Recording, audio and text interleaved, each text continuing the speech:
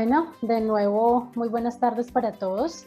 Agradecemos a todos los ingenieros y arquitectos que nos acompañan la tarde de hoy. Damos inicio a nuestro segundo conversatorio, requisitos de diseño, beneficios y aplicaciones del sistema de entrepiso con viguetas Steel Joist.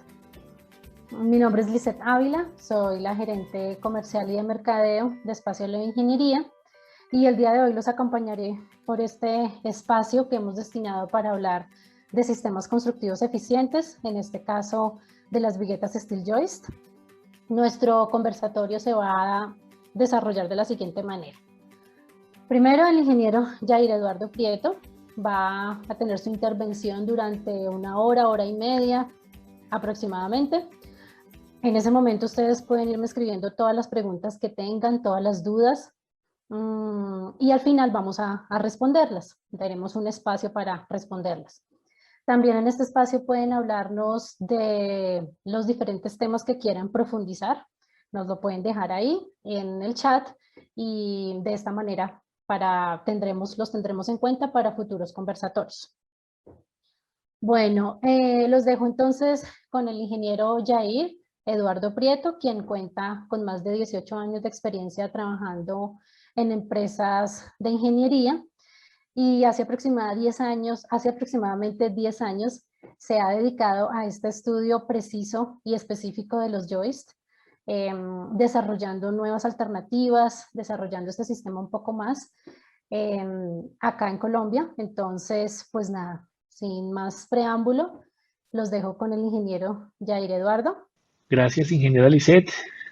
Buenas tardes a todos. Permítame un segundito, por favor. Organizo aquí algunos temitas de sonido que no están funcionando bien. Denme un segundo. Listo. Por acá. Ok, esto funciona aquí. Listo. Bueno, de nuevo buenas tardes a todos. Ingenieros calculistas, constructores, arquitectos que nos acompañan hoy en este conversatorio. Muchas gracias por sacar de su tiempo una hora, tal vez hora y cuarto, espero, que vamos a invertir aquí hablando de joist, de los Steel Joist, del sistema constructivo Steel Joist, un sistema que ya se ha venido posicionando en Colombia hace unos 10 años tal vez, que ha venido tomando fuerza en obras a nivel general, por lo menos aquí en el país, que tiene casi ya 100 años en Estados Unidos, en Canadá, donde hay industrias y fábricas muy grandes de joist. Es prácticamente ya un elemento común en la construcción. En México también hay un par de empresas importantes. Un sistema que ha venido de menos a más. Aquí en Sudamérica por lo menos se desarrolla desde el año 2000, más o menos en Chile, con Gerdau ASA, en Venezuela en los años 90 también, en los años 2000 con fuerza con Sidetur Joist, que han venido implementando el sistema. Aquí en Colombia tenemos ya cerca de 12 años trabajando en el tema de los joist.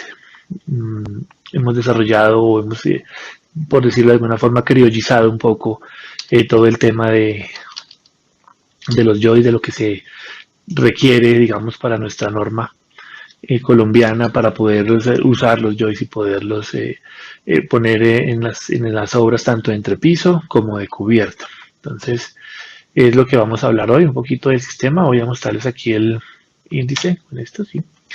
El índice de lo que trataremos en esta tarde ya noche. Vamos a tocar temas de generalidades, primero, de la solución constructiva, de qué se compone, toda la solución. Vamos a irnos a los criterios de diseño, las normas y procedimientos de fabricación, las especificaciones estándar del Steel Joist Institute para la sección sencilla, para la sección compuesta, qué ecuaciones y qué variables tener en cuenta para el diseño estructural tanto en sección sencilla como compuesta, el diseño de conectores de cortante, el manejo de vibración y el tema de arriostramientos, la resistencia al fuego, súper importante ahora. Desde un tiempo para acá se ha puesto un poco más en boga el tema de la resistencia y protección al fuego, la contraflecha o camber, la protección a la corrosión, de acuerdo a las zonas de nuestro país, los detalles constructivos que tiene el sistema. Vamos a ir a un tercer episodio, digamos, en la fabricación y montaje de los joists, cómo se fabrica un joist, cómo se instala el sistema de camilla como con el sistema de lámina colaborante, cómo debemos instalar los arrastramientos. Revisaremos el proceso de ejecución del proyecto con Steel Joist, desde la recepción misma de los planos por parte del calculista, del cliente, el planteamiento de los joists en las plantas estructurales, los diseños de los joists que tenemos en cuenta, los informes generales de un proyecto para saber qué elementos nos arrojan estos diseños, ya la aprobación técnica y comercial por parte de nuestro cliente o del constructor, y los planos de taller que se emiten una vez ya todo lo anterior esté coordinado. Vamos a ver los beneficios y las aplicaciones que tiene este sistema. Revisamos los proyectos destacados que hay ya en el país. Hay bastantes, hay proyectos pues empezó hace 10 años con proyectos de 5 pisos, 6 pisos, ahora ya hay proyectos de una envergadura mayor, 34 pisos, es el más alto que hay en el país, áreas que se están desarrollando de 100, 120 mil metros cuadrados con el sistema. Ya los veremos en ese punto y analizaremos los precios unitarios finalmente. Por encima un poco los joists con lámina colaborante, con camilla de madera, comparados con el sistema convencional. Entonces vámonos al primer punto. La generalidad es la solución constructiva. El joist, el principal protagonista de esta solución constructiva es el joist. El joist es una vigueta secundaria de alma abierta que se fabrica con ángulos y barras, como lo pueden ver ahí en el esquema. Él tiene un cordón superior y un cordón inferior que se hace con ángulo de acero ASTM a 572 grados 50 preferiblemente, aunque pues el acero a 36 ya un poco más en desuso también funciona. Las dimensiones pues varían de acuerdo a la luz, de acuerdo al peralte, de acuerdo a la carga viva que vayamos a someter el joist, pero normalmente están desde 1,5 pulgadas por 1/8 hasta 4 pulgadas por media, tanto arriba como abajo. La celosía es en barra redonda lisa, en acero A36, figurada de forma continua, digamos que no se hace pedacitos de barra y se van soldando a los ángulos, a los cordones, sino que se figura una sola gran barra en toda la longitud del joist. Esa continuidad mejora mucho los tiempos de fabricación y se solda toda a los ángulos mediante soldadura MIG. La vigueta funciona como un elemento simplemente apoyado que va a recibir una carga uniforme. ¿Qué nos va a reemplazar estas viguetas? Bueno, pues estas viguetas nos reemplazan las comunes viguetas de concreto de las placas convencionales. La vigueta de concreto es mucho más pesada, digamos, la vigueta de concreto es más demorada de fabricar, necesita un tiempo en obra para construirse, en los herreros, que cuadren todos los flejes, los casetones, la formaleta, para poderla hacer, y va a aportar un peso importante, una carga muerta a la estructura. Lo que hacemos es reemplazarla con los steel joists, que son elementos más livianos. Un steel joist pesa 1/10 parte de una vigueta, incluso menos de la 10ª parte. Son elementos que vienen ya a medida, desde planta de fabricación, entonces es realmente apoyarlo en una viga, apoyarlo en la otra, y poner encima el tablero malla y fundir. Ya lo veremos en unas diapositivas más adelante. Entonces lo que cambiamos es esta vigueta de placa tradicional, que como ven y les reitero es un poco complicada a veces de armar, se deforman los casetones, por ejemplo, como en este caso, y aparecen anchos diferentes o grosores diferentes de vigueta. Eso nos da una carga adicional al edificio que no estaba contemplada. El tema de los arrastramientos que van ahí también tienden a torcerse o a no ser tan eficientes. Y lo cambiamos entonces por estos joists. Ya el joist, como les digo, es mucho más liviano, seguramente un 25, un 30% más liviano si lo vamos a ver metro cuadrado a metro cuadrado. Vamos a tener menor índice por metro cuadrado en los joists que en las viguetas. El sistema constructivo pues se puede hacer de dos formas. El componente de la solución principalmente es el joist, como les digo, y se puede hacer junto con la lámina colaborante o el steel deck o el metal deck. Bueno, eso depende del fabricante. Empezamos de abajo hacia arriba, se pone la vigueta metálica hasta el steel joist, hasta 18 metros, dice la La teoría, por lo menos, más grandes se pueden hacer, pero digamos que en el Steel Joist Institute se habla de 18 metros. Las alturas van hasta los 80 centímetros, desde 20 centímetros. Encima de la vigueta, pues vamos a tener que poner lámina colaborante en acero galvanizado, preferiblemente. Lo que les digo, no importa el fabricante. Pondremos la lámina colaborante, la cual aseguramos mediante los conectores de cortante, que para la lámina colaborante, según la NCR10, deberán ser tipo espigo o conectores Nelson Stud de altura 3 pulgadas, esa altura es variable, dependiendo también la altura de la lámina colaborante. Lo que va a hacer el conector de cortante es generarnos o garantizarnos que la vigueta de concreto, el joist, se integre a la placa de la vigueta de concreto, la vigueta de acero, se nos integra a la placa de concreto y forme una sección compuesta para que trabajen en conjunto y el concreto pueda trabajar en las zonas de compresión, mientras que la vigueta, el joist, esté trabajando en zonas de tensión. Bueno, eso lo miramos también en unos diapositivas más adelante.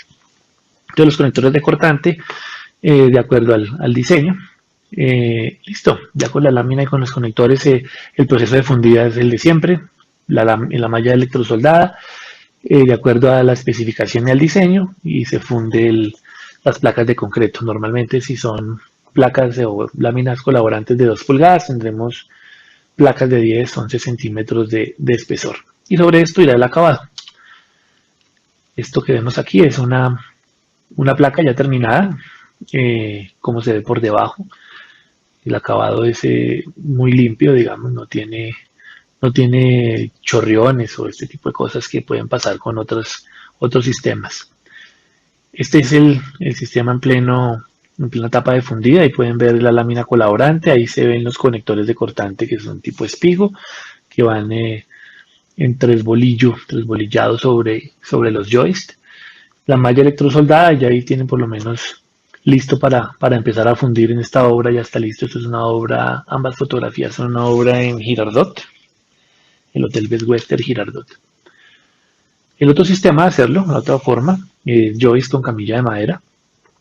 El mismo joist tiene la diferencia con el anterior o el de la lámina colaborante, la diferencia que los conectores de cortante ya vienen integrados desde planta. Eso nos garantiza una mejor adherencia. Muchas veces los conectores de cortante soldados en obra pues tienen más riesgos de que las soldaduras no queden bien, no tengan la penetración correcta, no queden bien posicionados. En planta eso se evita completamente. Los conectores de cortante ya para placa maciza, bien puede ser espigo, bien puede ser Nelson Stud o pueden ser en canal. Se nos abre la posibilidad de que sea en canal, es el que preferimos para placa maciza. Entonces se soldan las canales, como las ven ahí en los dos esquemas a su derecha, ahí están los canales. Y las formaletas que se utilizan en este caso, bien puede ser la formaleta convencional del depósito de materiales, que es la que es de 0.70 por 1.40, o paneles tricapa como Sten, como Nopin, puede ser incluso paneles de PVC, formaleta metálica. Bueno, ya se modula de acuerdo a la formaleta, pero toda se va a apoyar sobre esta tubería de soporte que vemos ahí en la gráfica. Esa tubería a su vez se soporta con unas grapas que diseñó Espacio Leve Ingeniería para hacer todo el sistema autoportante. Entonces se van a evitar todo el asunto de cerchas y parales por debajo de la placa. Entonces va a quedar un área libre, es una de las ventajas también del sistema, va a quedar un área libre bajo la placa que se puede usar para ir avanzando con otras actividades. Pero bueno, nos vayamos del sistema. Está el joist con los conectores de cortante, toda la tubería, todas las grapas que van a darle soporte a esa tubería, y sobre la tubería ponemos nuestro sistema de camilla, el que hayamos escogido. Se asegura, la grapa tiene unos tornillos que le dan, digamos, un apriete para que pueda estar toda la formaleta confinada.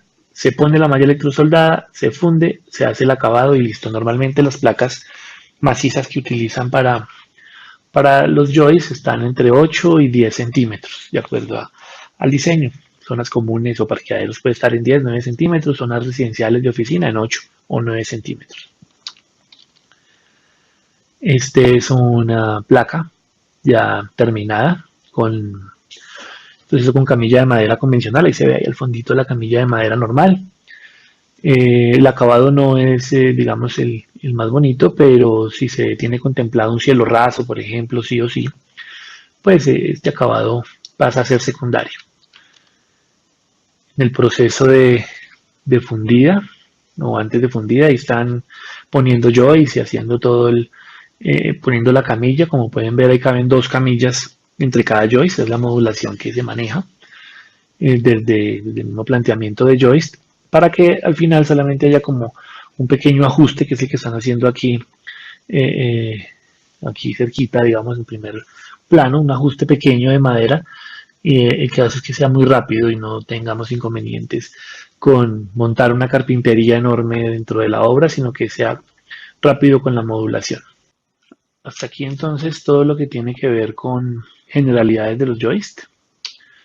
Nos iremos entonces a nuestro segundo capítulo, que nos habla de los criterios de diseño, y ahí tengo que contarles que los diseños y todo lo que tiene que ver con la especificación, por lo menos en Estados Unidos, se rige con lo que dice el Steel Joist Institute, un instituto tan viejo como los joists, 1930 seguramente, que se ha encargado de ir recogiendo todos los saberes ya de estos casi siglo que tenemos con los joists, y dándole las mejoras y haciendo las revisiones y promoviendo también eso del joist, por lo menos en Estados Unidos.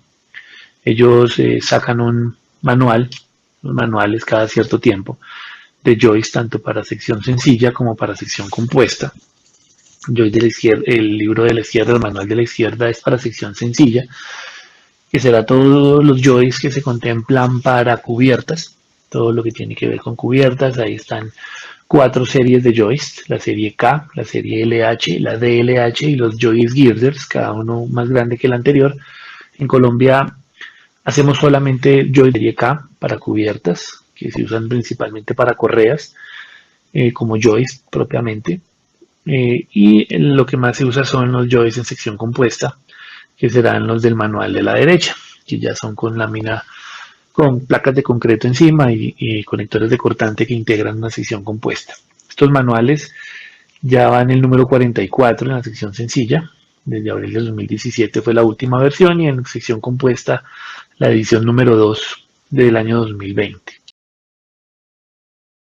Las especificaciones estándar para sección sencilla, que nos dicen, nos guiamos con la norma del Steel Joist Institute K1.1. Los peraltes máximo 80 centímetros para la serie K, luces hasta de 18.3 metros. La máxima relación luz-peralte será de 24, L sobre 24. La carga máxima uniformemente distribuida que ha de tenerse en cuenta para este tipo de joist es 1230 kilos por metro lineal. Estos son joists trabajando en sección compuesta en el Aeropuerto Internacional de Fort Lauderdale. Los grandes que ofician como cerchas pues serán los joist girders, y los que van como correas son joists de la serie K.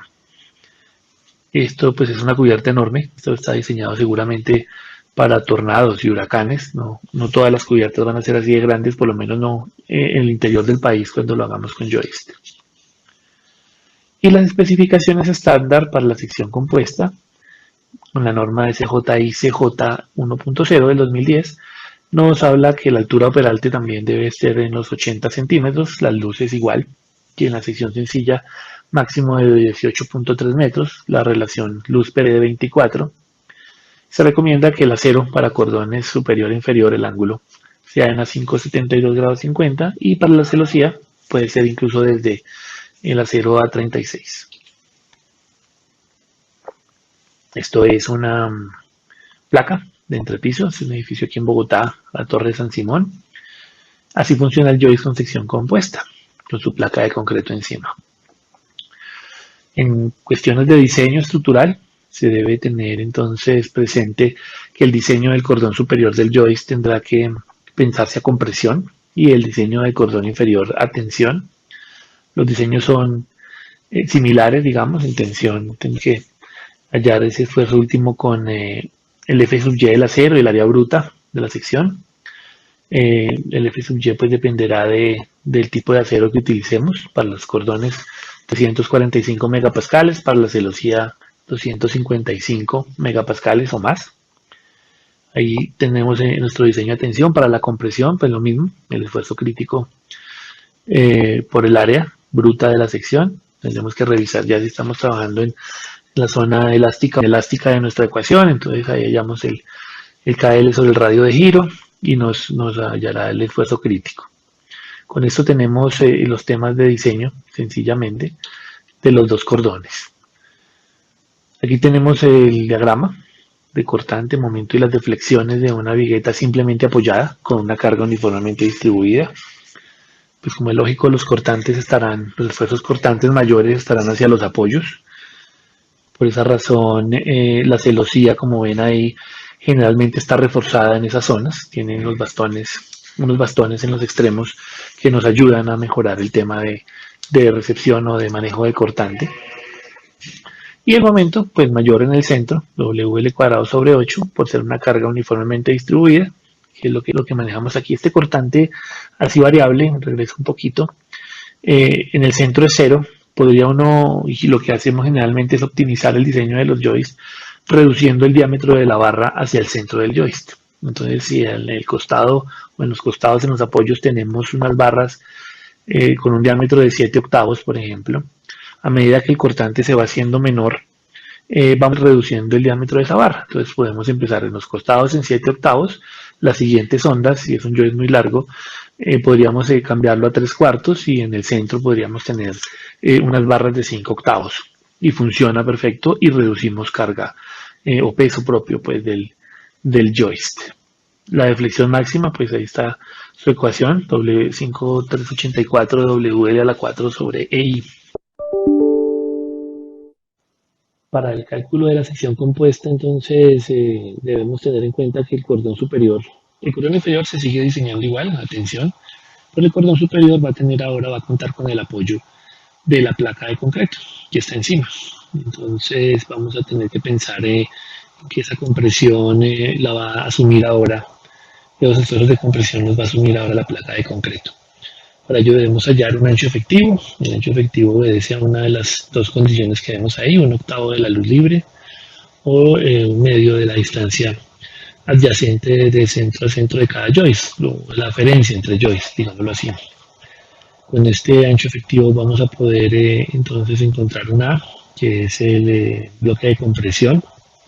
Aplicamos las ecuaciones como están ahí, teniendo en cuenta muchos temas también de la geometría propia del joist. Se tiene en cuenta el espesor de la placa, la altura del joist, la altura de la parte baja del joist al bloque de compresión, algunas propiedades geométricas nos van a arrojar entonces los esfuerzos en tensión y compresión en cada parte de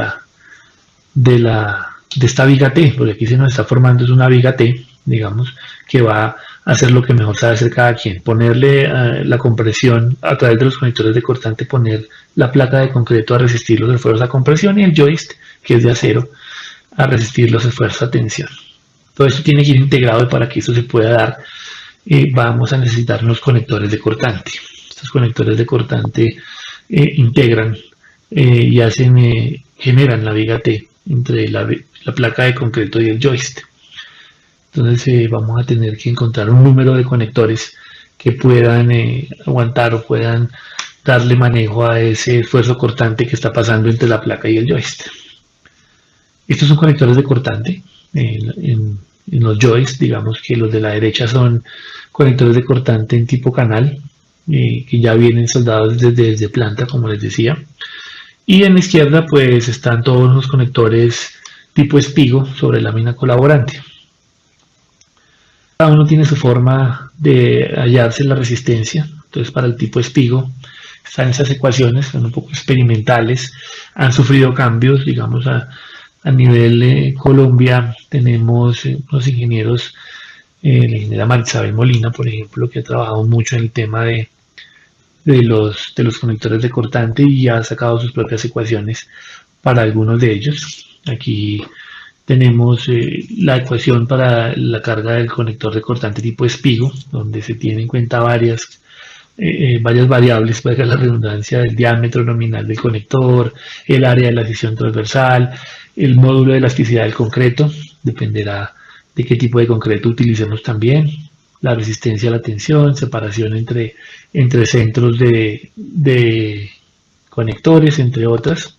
Aquí podemos ver una tabla, digamos que nos da un resumen un poco de los conectores de cortante tipo espigo, de acuerdo a a las condiciones que vaya a tener, tanto del concreto, el peso y las propiedades del concreto, el módulo elástico del concreto, una resistencia para los conectores tipo espigo, dependiendo del diámetro, 5 octavos, 3 cuartos y 7 octavos. La diferencia entre el de 5 octavos y el de 7 octavos es prácticamente el doble. Entonces hay que revisar cuál es la capacidad que tiene cada uno de los conectores y llevarlo a lo que nos arroja esta ecuación, una ecuación en general del corte. Entonces ese es el cortante que vamos a tener que resistir entre todos los conectores, y cada conector pues nos va a dar este valor en esta ecuación dada. Así tendremos el número de conectores que debe llevar cada joystick que nos garantice la sección compuesta. Estos son conectores tipo espigo sobre un joystick, listos para que se les funda la placa encima. Para los de tipo canal, entonces la ecuación cambia un poco. Vamos a tener en cuenta la longitud del conector tipo canal, no solo la longitud sino también su altura, el espesor de la aleta y el espesor del alma. Esto cuando hacemos conectores tipo canal, por ejemplo, con perfiles UPN, que tienen un espesor en el alma y un espesor en los patines o en las aletas. Se tienen en cuenta los dos espesores. Estos conectores tipo canal, como les decía, están restringidos, digamos, únicamente para placas macizas. Para utilizar los conectores de tipo canal en lámina colaborante no están, digamos, avalados aún por la NSR. Se están haciendo ensayos y revisando cómo se pueden hacer para que funcionen con la lámina colaborante. El ingeniero Gabriel Valencia alguna vez nos contaba que podríamos tomar el 50% de la resistencia nominal de un conector y ponerlo en eso de la lámina colaborante, castigarlo con un 50%, cosa que puede funcionar. Lo hemos hecho de esa forma. Los conectores de cortante tipo canal en 3 pulgadas, le hacemos la tabla aquí, igual que hicimos con el espigo, de acuerdo a las propiedades del concreto. Vamos a tener entonces que tenemos conectores de cortante con resistencias desde 4.1 toneladas, incluso hasta 12 toneladas en un conector de cortante de 100 milímetros de longitud. Esto es un conector de cortante en tipo canal, joystick. Los joystick apenas están en montaje, y el conector está dando, este conector está viendo como cada 30 centímetros debe estar, que es lo normal o lo que más habitualmente nos da la ecuación. Hasta ahí los conectores de cortante. Vámonos a hablar un poquito de vibraciones y arriostramientos. Las vibraciones digamos que van más enfocadas al confort, porque cuando hacemos el diseño de la estructura del joystick está cumpliendo con todas sus condiciones estructurales y de carga.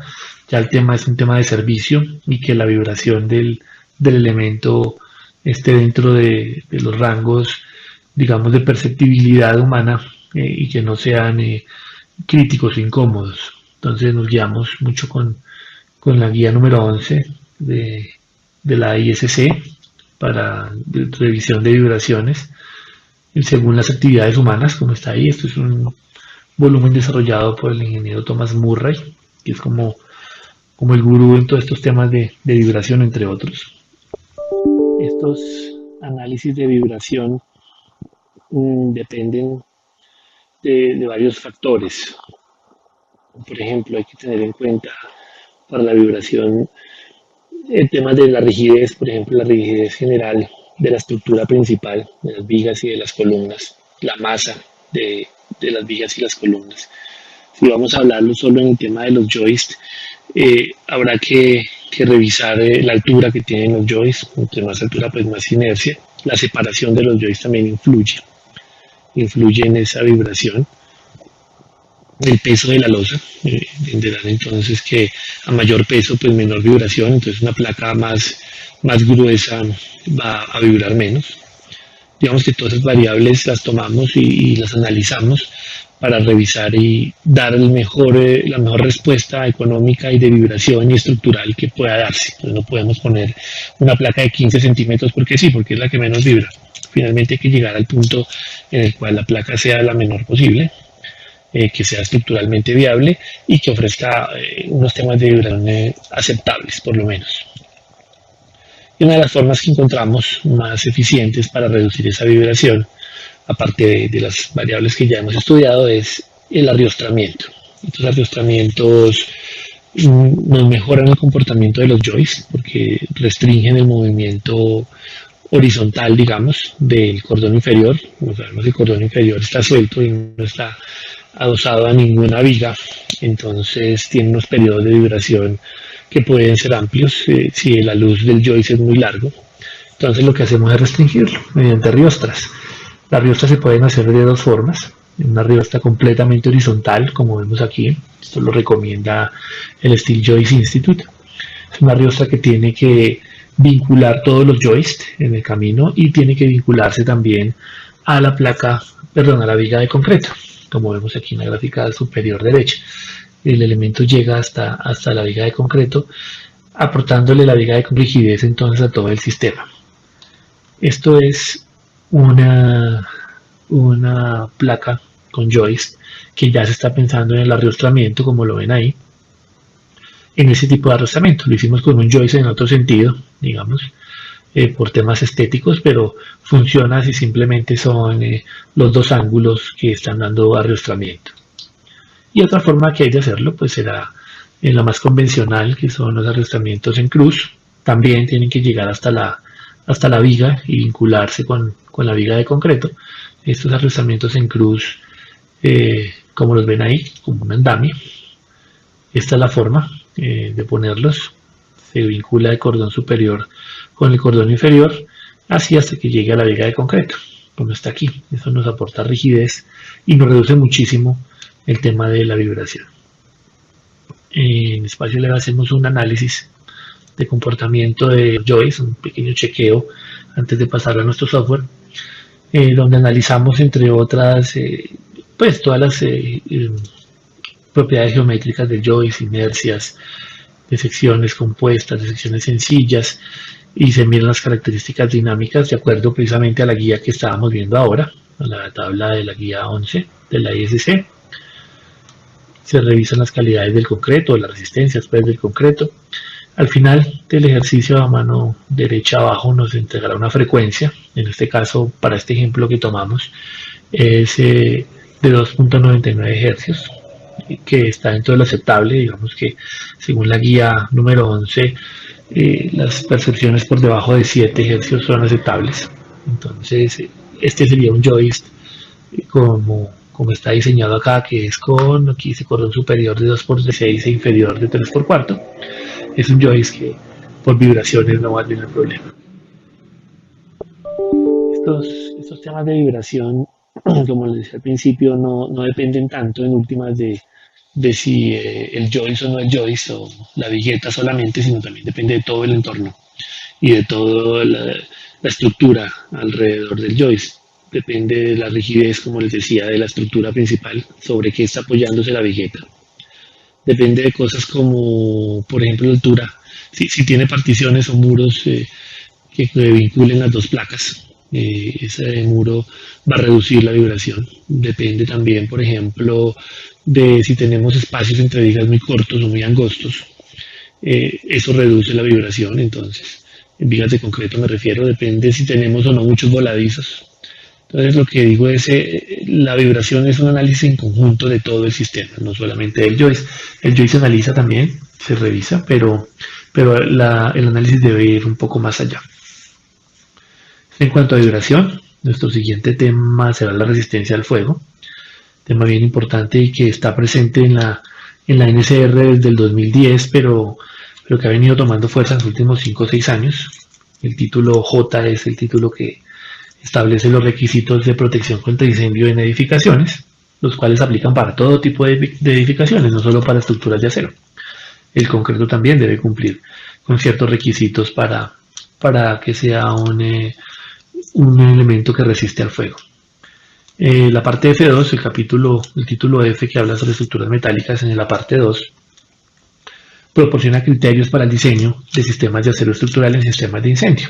Este capítulo permite el uso de métodos analíticos.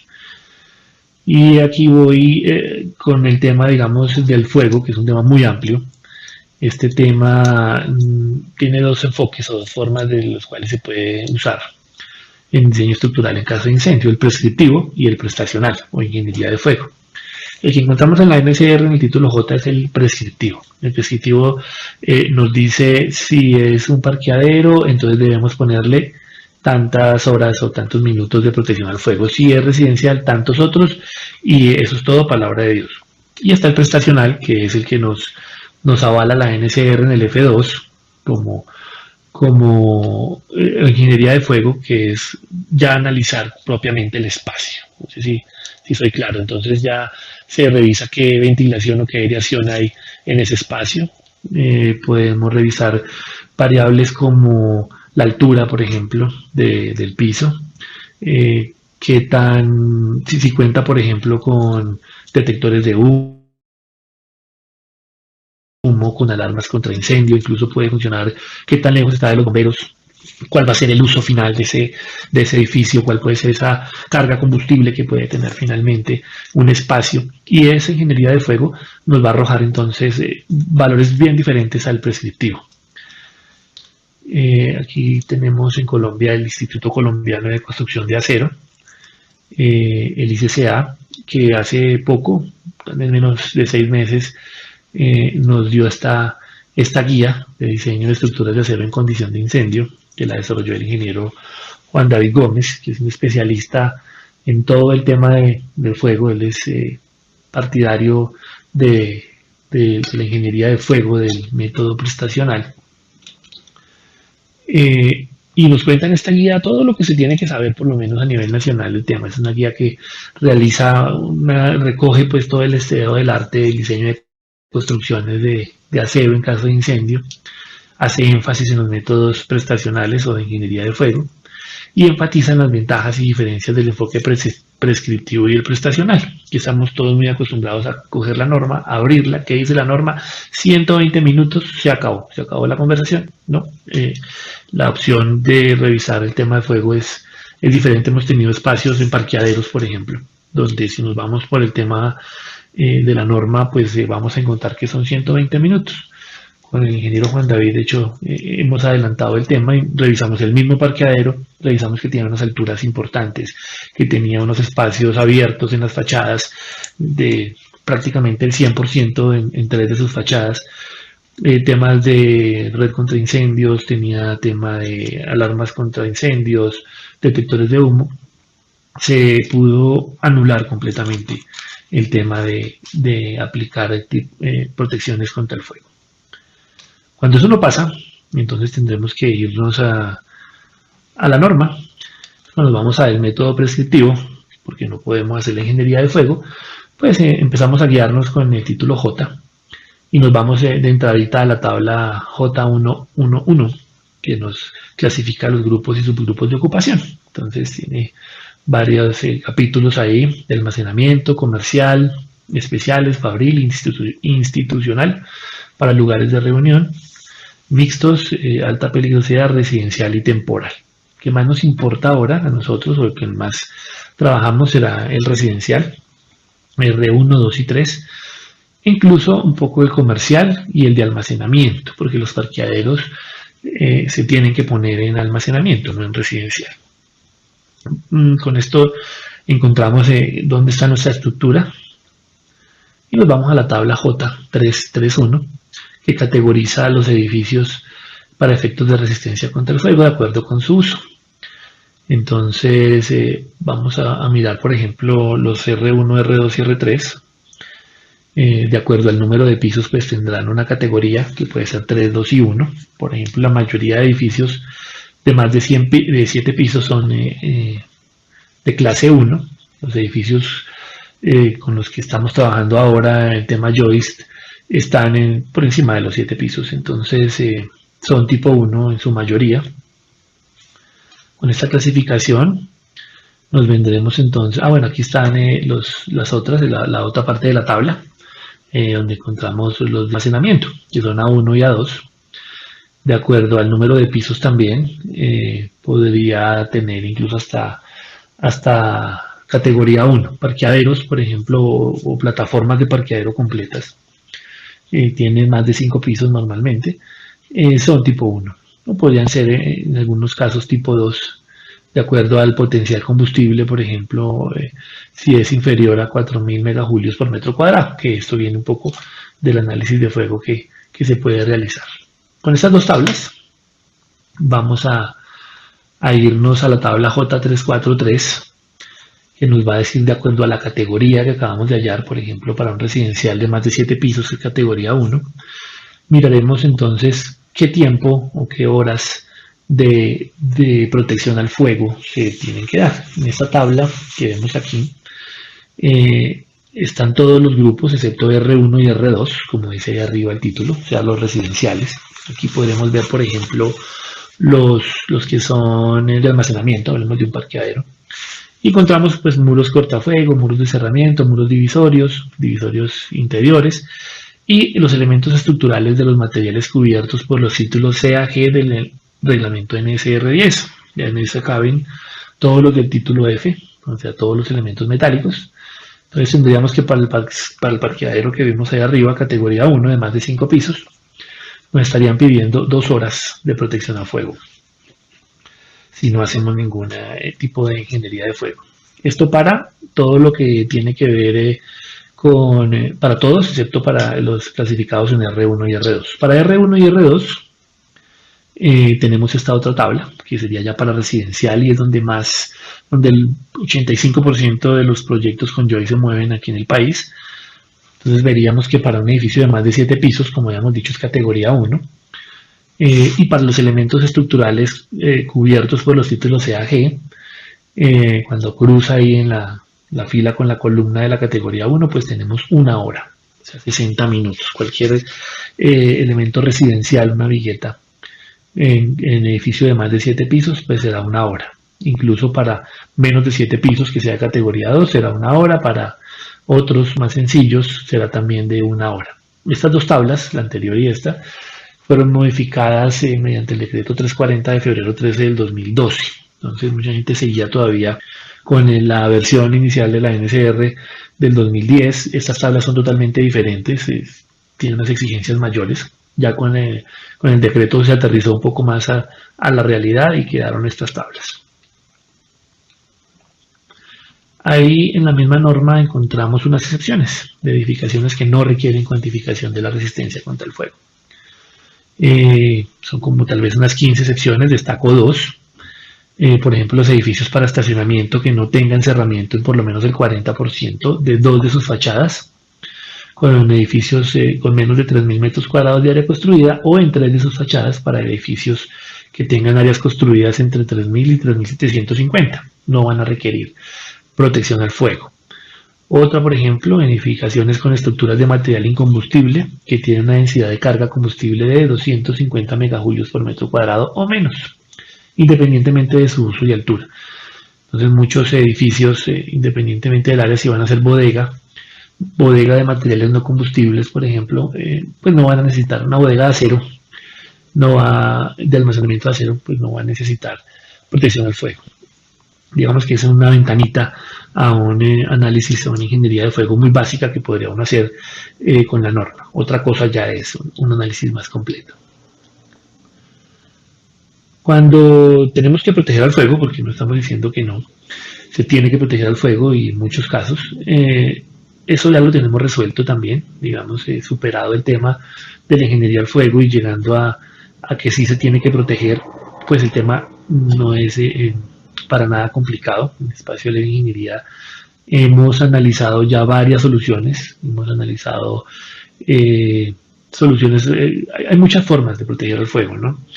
Utilizan morteros proyectados a los joists o a la estructura metálica para retardar la acción del fuego, se pueden encajonar, digámoslo así, en paneles de yeso especial que tiene también cierta resistencia de protección al fuego. Se pueden pintar pinturas intumescentes, que es, digamos, en lo que mejor se ha encontrado resultado para el tema de los joists. Entonces, en espacio leve, recomendamos que estos joists vayan pintados. Generalmente se pintan en planta, ya les voy a mostrar un poquito del procedimiento. Pero una vez hayamos hecho todo este análisis que ya estamos viendo a través de la norma, a partir de esos resultados hacemos una memoria de cálculo y se hace un un análisis entonces ya del tiempo de protección que vamos a necesitar, 60, 90 o 120 minutos según el proyecto.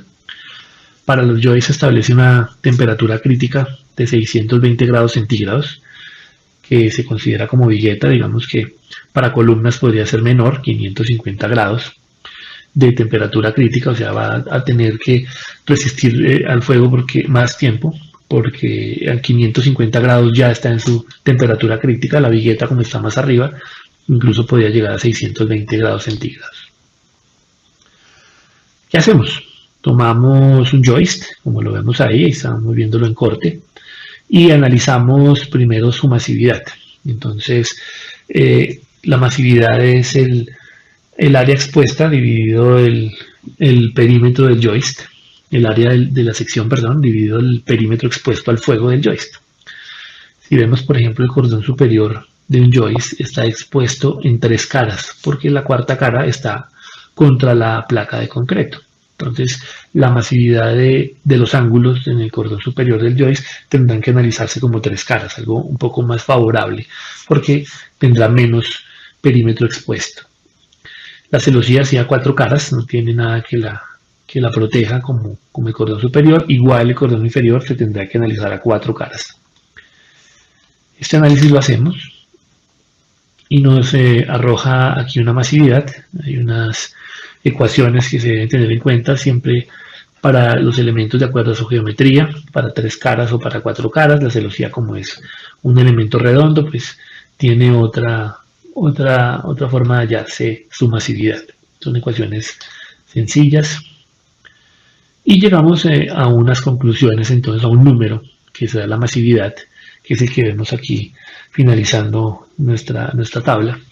Entonces el cordón superior está arrojándonos una masividad de 315 metros a la menos 1 y un cordón inferior, y la celosía 210 metros a la menos 1. En este caso, entre menor sea la masividad, es mucho más sencillo de cubrir, quiere decir que tiene un mejor comportamiento a la acción del fuego.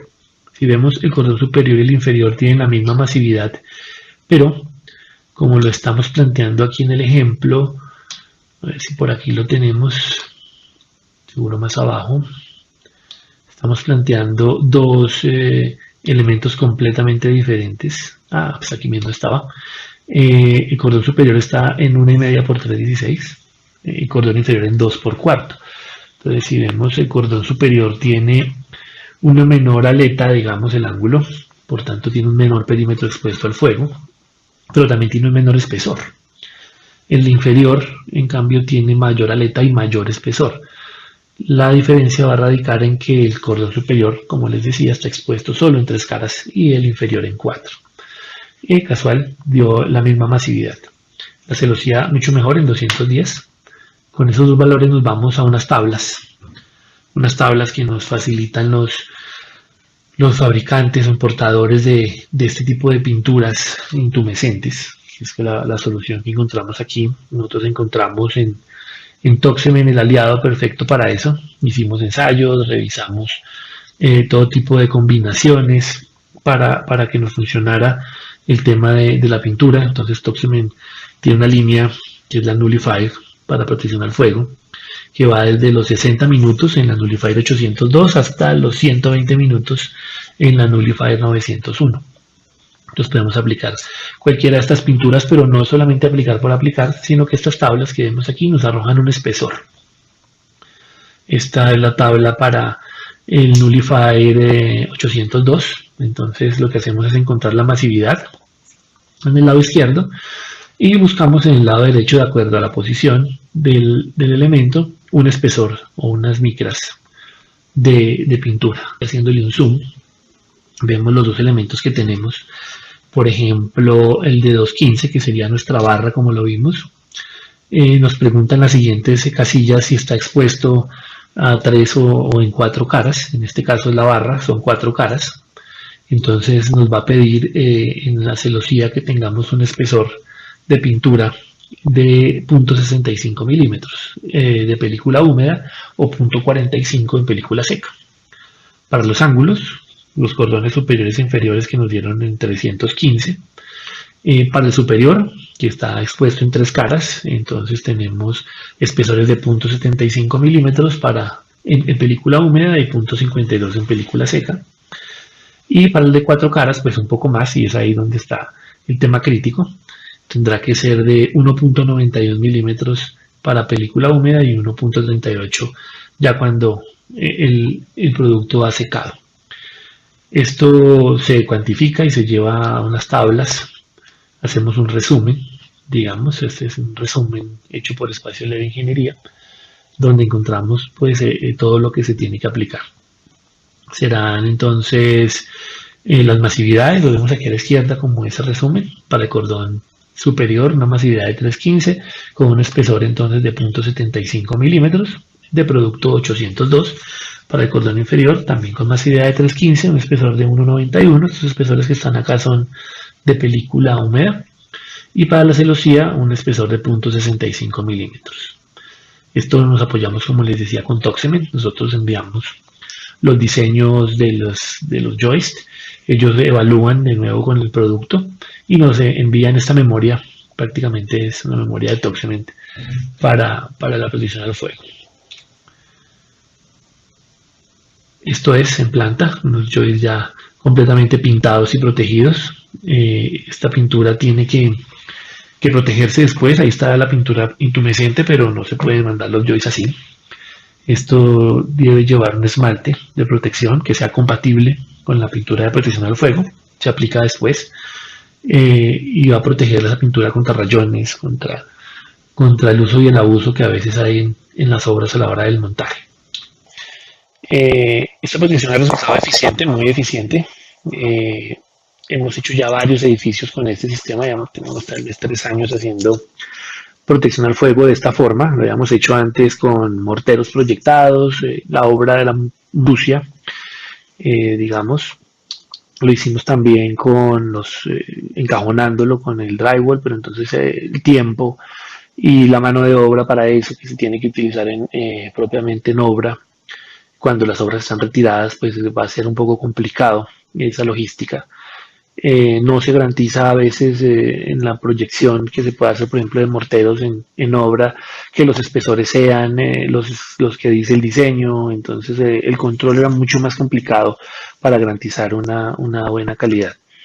Con la pintura intumescente encontramos eso. Encontramos que es un proceso que se puede hacer en planta completamente, que se puede medir desde el principio a fin, que se puede controlar totalmente.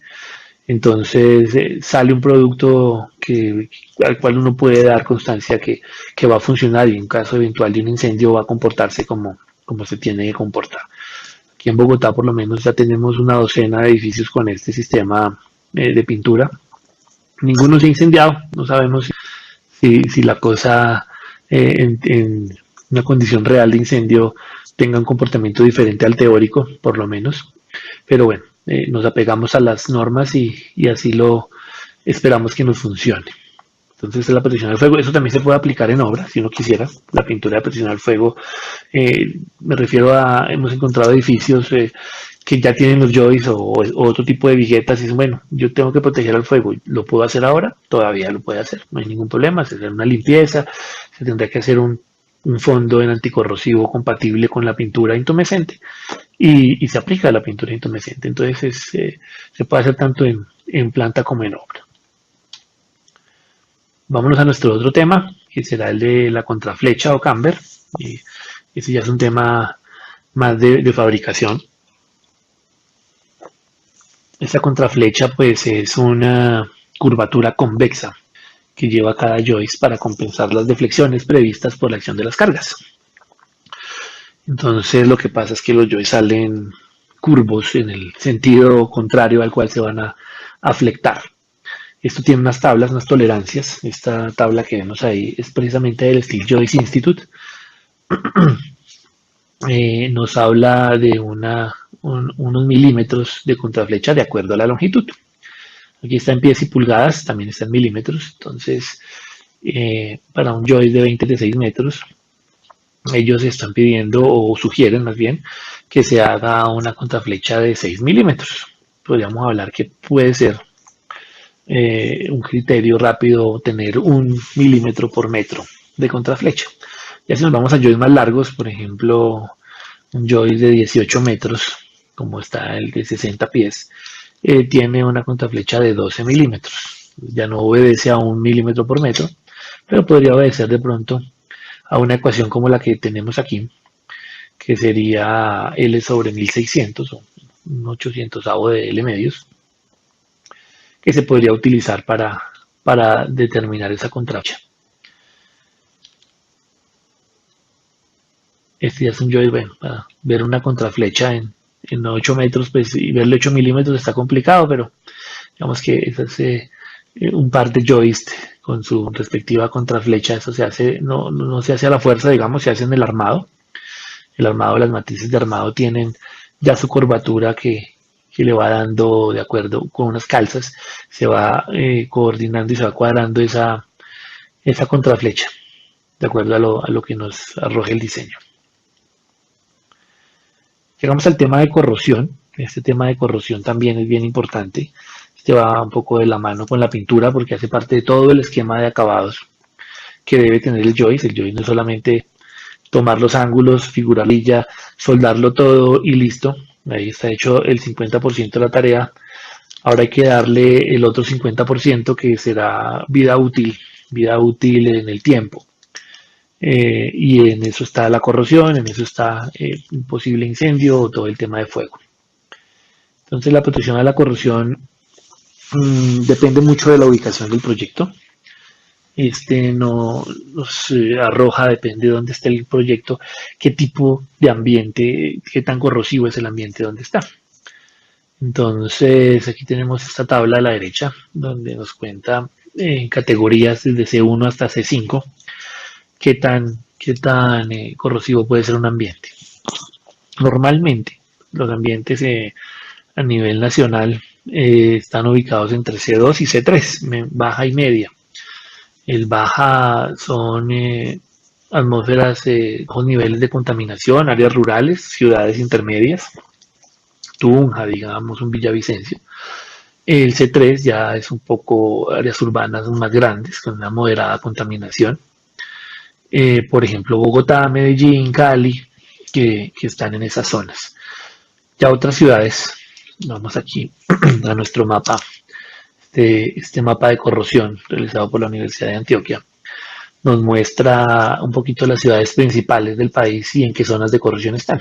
Como les decía, Bogotá, Bucaramanga, Cali, Medellín están en el rango medio. Y Cartagena y Barranquilla pues ya están en un ambiente un poco más salino, un poco más, no mucho más salino y mucho más corrosivo. Entonces están en muy alta. Esta tabla aquí de la norma ISO 12944 que nos hizo llegar muy amablemente el ingeniero Luis Garza, nos cuenta un poco de cuál sería el procedimiento indicado para poder, y el tiempo de durabilidad que nos va a dar ese procedimiento en años de uno u otro método. Entonces, revisémoslo, por ejemplo, para la mayoría de las ciudades del país, que sería medio, rural, húmedo, urbano e industrial. Nos sugiere la norma en esta tabla que debemos hacer una preparación de superficie SP6, un manejo de superficie SP6, que esa es la limpieza que vamos a tener que hacer antes de aplicar cualquier tipo de protección, no de barrera. Esa limpieza SP6, que la tengo aquí, hay varios grados de limpieza del acero, ¿no? Entonces, los más comunes en este tema de la estructura metálica es el SP3, que es el que vemos arriba a la derecha, y el SP6. El SP6, que es el SP3, perdón, que se utiliza, digamos, en talleres medianos, es limpieza con herramientas eléctricas o neumáticas. Esta limpieza remueve pues cascarilla de laminación, algún tipo de pintura si lo hubiese, en un rango medio, digamos. Lo ideal es que se haga en lugares donde por alguna razón no se pueda hacer otro tipo de limpieza. ¿Sí? Lugares, el huequito o estructuras están como de difícil acceso. Lo ideal es una limpieza SP6, que es una limpieza con chorro abrasivo, en el grado comercial. Es un chorro de arena, digamos, que es abrasivo y limpia la estructura metálica o el perfil metálico. Este sí desprende aceites, grasas, suciedades, cascarillas de laminación, materias extrañas, pinturas, Digamos que no es un material blanco, no va a quedar completamente limpio, pero sí es una limpieza muy aceptable. Por lo menos 2/3 de cada metro cuadrado va a estar libre de todo residuo visible. Los demás van a tener algunas decoloraciones y demás de contaminación, incluso más química, incluso que adherida. Esas son las dos formas de limpieza. Entonces, volviendo a nuestra anterior diapositiva, para una protección adecuada en una ciudad como Bogotá, como Cali, debemos hacer una preparación de superficie SP6 o con chorro abrasivo. Y tiene que hacerse una barrera de la siguiente forma: un anticorrosivo, alquídico o epóxico, cualquiera de los dos, eso va a depender de la durabilidad en años que queramos darle, con un espesor de por lo menos 80 micras, y una barrera de acabado que puede ser alquídica, epóxica o de poliuretano, que varía entre 40, 80 y 120 micras, dependiendo de la durabilidad en años que queramos darle a nuestra estructura. Entonces, que varía desde los 2 años hasta los 15 años. Entonces, para ese rango medio, lo ideal sería hacer una preparación en SP6, aplicar un epóxico con un espesor de 80 micras y un poliuretano o una pintura epóxica de recubrimiento de barrera de acabado y nos va en 120 micras. Eso nos va a garantizar una durabilidad mayor a los 15 años. No quiere decir que a los 15 años y una semana entonces la estructura se nos va a caer o que vamos a tener que hacerle mantenimiento. Seguramente nos va a dar un tiempo más, pero la teoría nos arroja en esto. Para zonas costeras como Cartagena y Barranquilla ya tenemos zonas marinas muy altas. E igual hay que hacer una limpieza, una preparación de superficie SP6 y ahí aparecen nuestros espesores para la barrera anticorrosiva, para la barrera de acabado, y tendremos igual durabilidad en años desde 5 hasta más de 15 años. Es una solución. Aquí estamos haciendo el proceso de sandblasting o la limpieza con chorro abrasivo, que es el mismo nombre, digamos, es el mismo proceso con diferente nombre. Estos elementos, una vez terminados, pues ya se pintan, se protegen. Ahí están dándole la segunda capa de la pintura, y ese es el elemento ya totalmente protegido. Si hay pintura de protección al fuego, irá antes de esta barrera de acabado. Entonces irá la limpieza, el primer anticorrosivo, irá la pintura de protección al fuego y luego la pintura de acabado, que tiene que ser compatible con la pintura de protección al fuego y que nos va a dar entonces la protección a la pintura de protección al fuego y nos va a dar la protección a la corrosión. Nos va a dar una barrera adicional a la corrosión. La corrosión en zonas muy de ambientes muy pesados puede manejarse también a través de galvanizado. Es una buena solución, digamos una solución más rápida. El galvanizado nos puede dar hasta 200 años de vida útil en zonas costeras. Bueno, dependiendo también de algunas condiciones del ambiente. No es lo mismo tener una estructura de acero como un joist que está todo el tiempo cubierta porque encima tiene una placa, entonces no está al sol y al agua.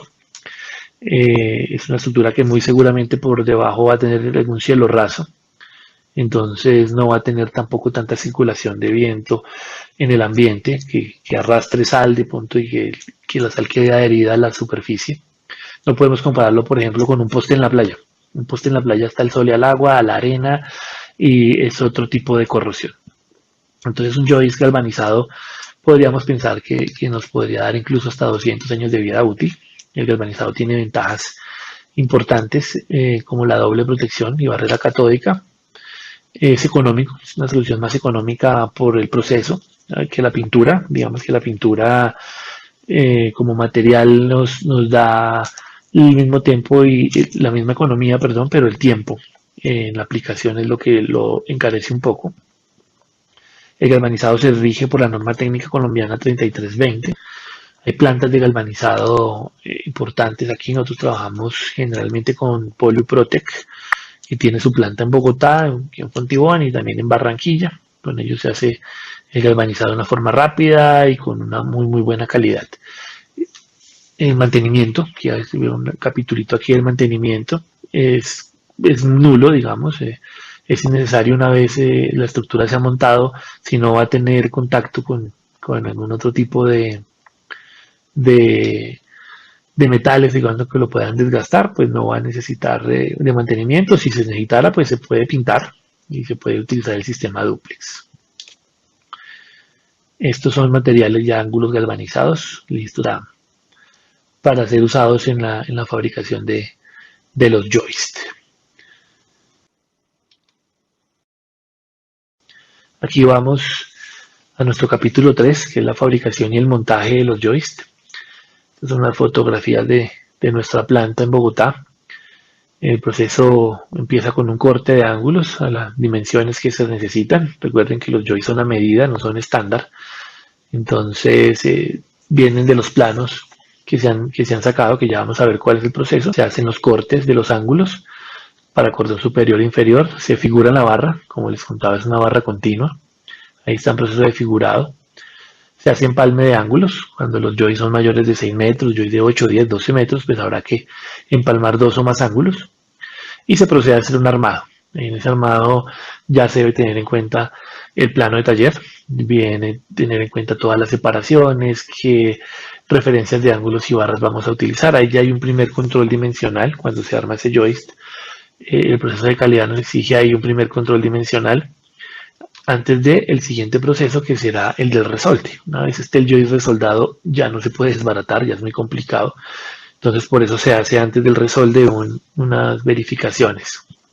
Se resolda el joist, se hace con soldadura MIG. Nuestros soldadores son certificados. Bueno, lo ideal es que cualquier empresa que se dedique a hacer joist tenga sus soldadores certificados y calificados y el proceso avalado por un inspector de soldadura nivel 3 que garantice que se está haciendo de forma correcta.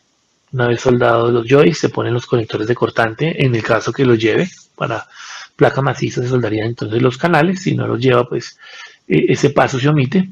Volvemos a hacer una verificación dimensional. Ahí ya lo que se revisa es que el camber haya quedado. De pronto con el resolde de los joists el calor deforma un poco la pieza. Entonces revisar, para eso se toman algunas medidas para evitar que se tuerza mucho. Se revisa entonces en ese tercer recuadro que estén quedando las contraflechas o los camber, que tenga unas tolerancias aceptables de deformación. Ya con eso listo, pasamos a hacer pruebas de soldadura. Las hacemos directamente en nuestro departamento de ingeniería. Tiene inspectores de soldadura nivel 2 que hacen las pruebas de tintas o pruebas radiográficas de ser el caso. Ya procedemos entonces al tema de la protección, lo que hablábamos. Entonces vamos primero con un anticorrosivo.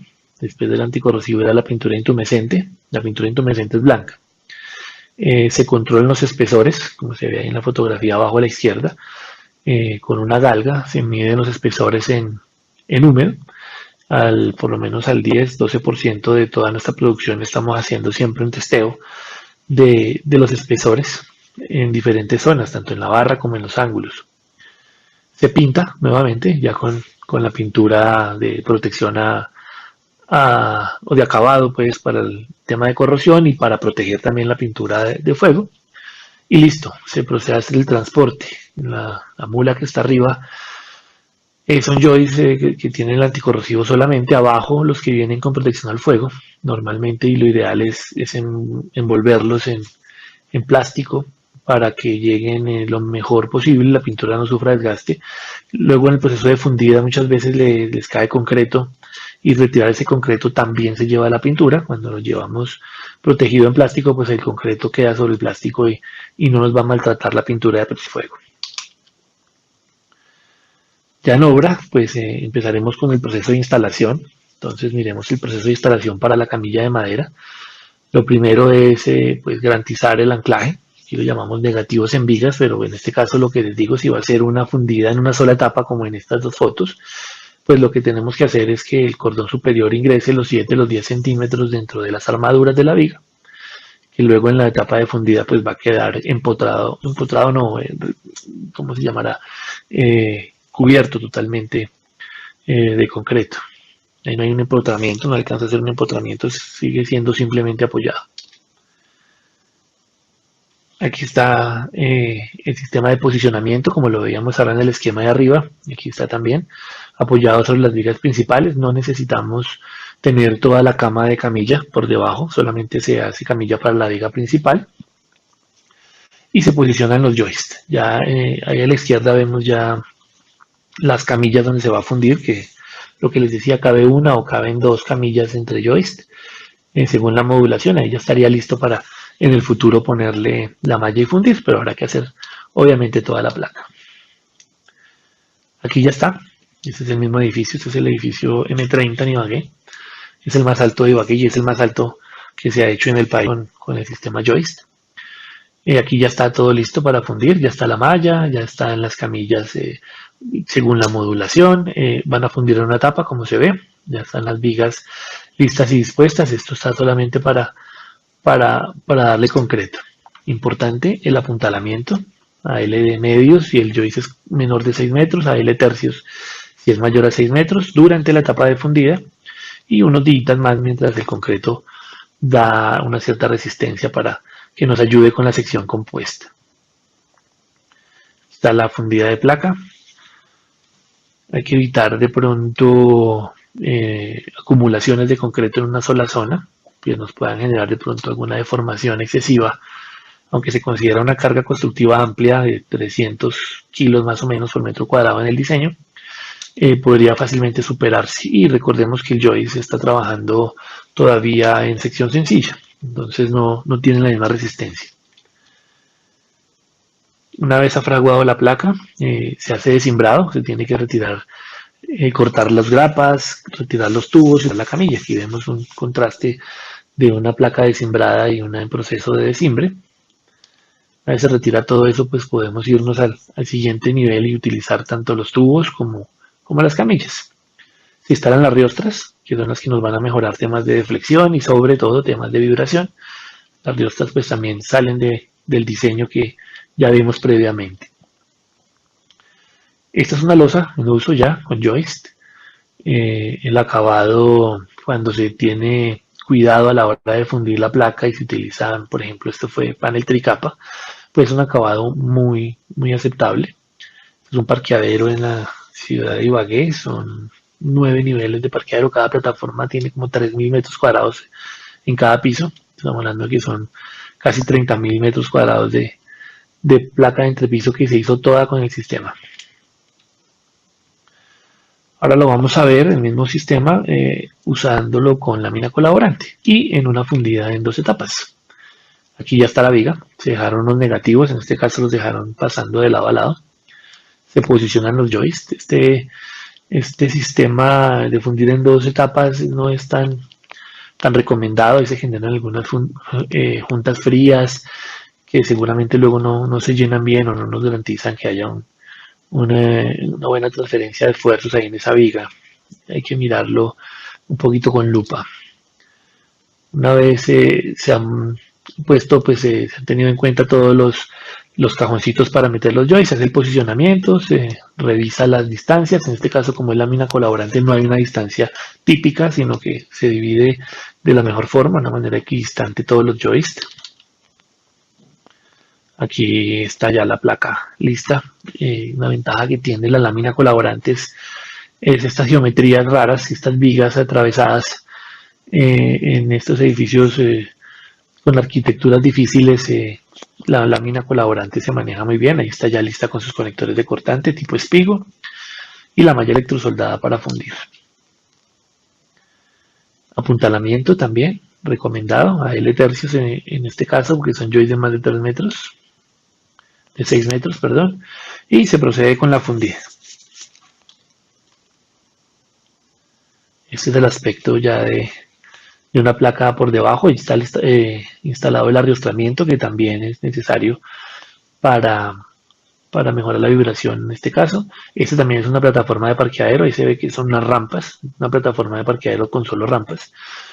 Lo que me abre un comentario ahí es que independientemente de la inclinación del entrepiso, si no es una inclinación mayor a los 12 grados, se puede trabajar también con los joists sin ningún problema.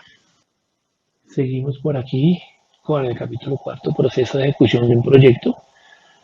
Ya tenemos la hora y cuarto cumplida, mejor dicho, nos alargamos un poquito, no tanto, ya estamos llegando al final. Miremos el proceso de ejecución de un proyecto después de haber visto todo que necesitamos entonces para poder diseñar un proyecto con joist. Lo primero, la especificación de cargas y el uso de la edificación. ¿Para qué vamos a necesitar el edificio? Entonces tendremos que obtener las cargas para parqueadero, para apartamentos y para cubiertas, en este caso, si es un edificio residencial. Si son otro tipo de usos, pues sería bueno especificar, si no lo que asumimos es las cargas que nos da la norma. Con esas cargas y obviamente los planos de planta, estructurales de planta de cada placa. Lo que hacemos es quitar todas las viguetas, si es que hay algún otro sistema antes pensado, viguetas de concreto u otro tipo, y le ponemos las viguetas steel joist. Hacemos la distribución de acuerdo a lo que hemos visto. En este caso, por ejemplo, es este edificio que está acá en el ejemplo es con paneles tricapa, entonces la separación debería ser de 1,57. Aquí está un poco más el detalle. Esto es la distribución de joist. Entonces aquí podemos ver que para camilla convencional la separación entre joist y joist será de 1,47 y a viga de 0,73. Para panel tricapa de 1,57 y a vigas de 1,03 o de 0,53 también, si se quiere, aunque no es tan eficiente. Para casetón de poliestireno, pues habrá que ver cuál es el ancho y cuál es su longitud.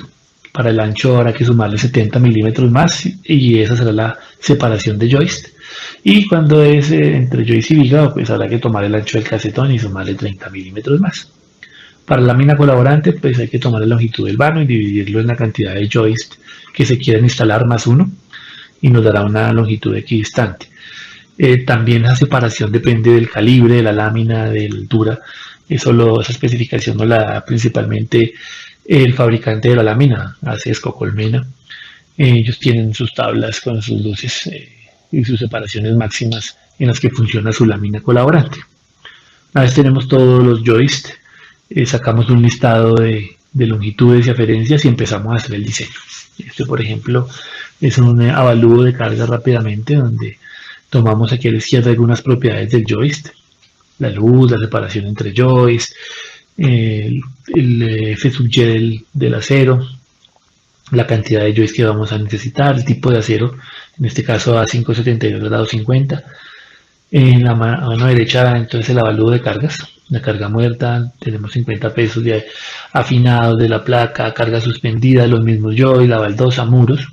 Una carga viva y una carga constructiva, de como les decía, la tenemos en 300 generalmente. Se hacen un par de combinaciones de carga, que para viguetas son estas dos que vemos ahí, lo que nos dará una carga última por metro cuadrado o metro lineal, y un momento último. Con esto nos vamos a plantear entonces ya una solución de joist. En este caso, para ese joist de 6 metros y separación de 1,57, vamos a plantear un cordón superior y un cordón inferior en ángulo de 1,5 por 3,16 y una celosía general en varilla de 3/4. Como les comentaba antes, se podría reducir ese diámetro de varilla en el centro, pero para fines prácticos lo vamos a dejar aquí en el ejemplo a 3/4. Con esta configuración nos vamos a seguir haciendo análisis. Entonces revisamos el cordón superior en la etapa constructiva. Ahí tenemos todo lo que estábamos viendo ahora para el diseño. Revisamos que cumpla con las esbeltez. Ahí está el KL sobre el radio de giro. Revisamos todos los esfuerzos y toda la carga última que podríamos tener de servicio para ese cordón superior. Lo mismo para el cordón inferior. Revisamos que cumpla, el cordón inferior cumple sin problema, el cordón superior en cambio no. Cumple con las solicitaciones, pero cuando está en sección compuesta. En la etapa constructiva no, por eso recomendamos en este caso un apuntalamiento temporal a L medios. Aquí ya tenemos entonces un esquema del joist. Se va a hacer un joist de 6 metros, altura de 35 centímetros, separación de 52 centímetros, con un ángulo de celosía de 53 grados. Todas son propiedades geométricas que se hallan casi por construcción. Hacemos revisiones a momento, de las deflexiones por carga muerta y por carga viva. Digamos que la revisión a momento, tenemos un momento resistente de 12.600 y un momento último de 6.400. Cumple, está casi al 50%. No podríamos hacerlo más pequeño porque empezaríamos a bajar de lo mínimo que podemos usar en ángulo, que es 1,5 por 1/8. Entonces hay unos joists que van a quedar sobredimensionados. sobre todo los joystick como hasta 6-7 metros, quedan un poco al 50% o menos incluso. Las deflexiones permisibles están en 16.67 milímetros. Tenemos por carga muerta 5.1 y por carga viva 3 milímetros. Ahí a mano derecha hay un análisis de pesos, entonces este elemento con esas referencias de ángulo y barra está pesando 87 kilos, un joystick de 6 metros. No es pesado, pueden fácilmente manejar entre dos operarios. Finalmente hacemos otros análisis como el de los conectores de cortante. Entonces, haciendo el análisis como lo vimos, tenemos que un conector de cortante en espigo de diámetro 5 octavos es más que suficiente si lo ponemos cada 32 centímetros, más o menos, 31.5 centímetros. Revisamos el análisis de masividades. Entonces, estamos con las masividades a 3 y a 4 caras, el cordón superior con 330, el inferior con 210 y el cordón inferior con 440 metros a la menos 1. Con este valor nos tenemos que ir entonces a las tablas que ya vimos de Toxemen en este caso. Buscamos la masividad, revisamos si es a 3 o 4 caras y encontraremos el espesor de pintura de acuerdo a lo que necesitemos, 60, 90 o 120 minutos. Al final, un resumen de las propiedades del joystick, de la carga, el peso propio del joystick. Si lo optimizamos, si le empezamos a cambiar la barra central y hacemos el juego del cortante, podemos bajar en 1 kilo por metro ese joystick. Entonces ahí nos entrega eso. La deflexión total, sumando la viva y la muerta, 8 milímetros. Inercias, arriostramiento, nos recomienda arriostramientos a L tercios, la masividad promedio de 355, separación entre viguetas de 1,57, momento último versus momento resistente de 51%, una luz de 6 metros, una altura de 35 centímetros, todo ello para una placa de espesor 9 centímetros. Este es el joystick resumen que nos va a cumplir con lo que necesitamos ahí. Al final habremos tenido que analizar todos los joysticks del edificio y nos entrega entonces un informe como este, donde están todos los pisos. Aquí está pues recortado, este es un edificio de 9 pisos, 8 más cubierta, y estamos llegando arriba a un peso final de 43 toneladas de joystick. Está asumiendo unos 4 toneladas de conectores de cortante, una cantidad de 375 joysticks y 2.600 kilos en arriostramiento. Esto es lo que se entregará finalmente a nuestros clientes. Esto ya se puede llevar a precio por kilo o por metro cuadrado, si es el caso, y monetizar y saber cuánto nos va a costar el proyecto. Y finalmente vamos a tener unos planos que se le envían al cliente con todos los detalles, cómo van a quedar, cuáles van a ser los apoyos, alturas, dimensiones, digamos gráficamente todo lo que acabamos de resumir. Eso también nos da unos planos de taller, ya se miran las referencias, las cantidades. Hay joysticks que son similares por la distribución en planta, entonces ya le diremos a nuestros operarios si son 10 en este caso o 4 joysticks del otro. Aquí vemos que las primeras 2 ondas están en un diámetro, las ondas restantes en otro. Se está optimizando para que el peso final que va a tener nuestro cliente no sea un peso de más, sino el peso justo que necesita para suplir sus necesidades de carga.